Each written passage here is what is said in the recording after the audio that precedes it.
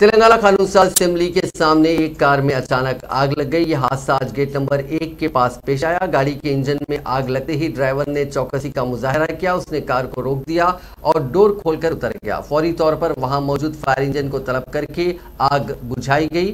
गाड़ी को मामूली तौर पर नुकसान पहुंचा।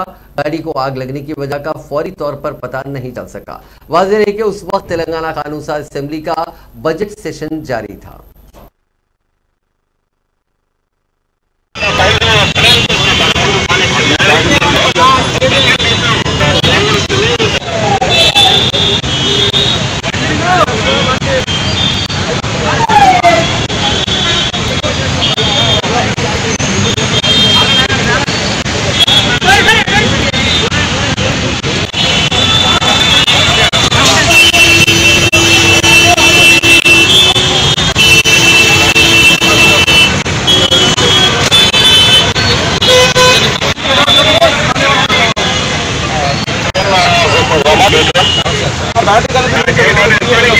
बैठ कर